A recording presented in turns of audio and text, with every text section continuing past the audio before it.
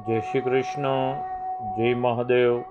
વાલા ભક્તજનો, પવિત્ર શ્રાવણ માસના દરેક ભક્તજનોને દરરોજનું અભિષેકનું વિધાન અમો જણાવી રહ્યા છીએ.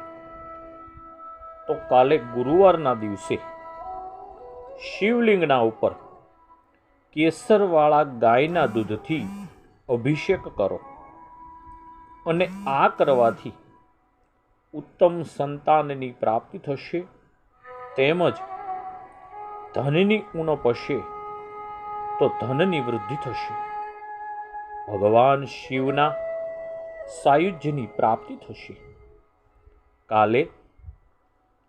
કાલનો મંત્ર જોઈએ તો ઓમ હિરણ્યગર્ભાય નમઃ ની 1, 3 કે 5 માળા અવશ્ય કરો.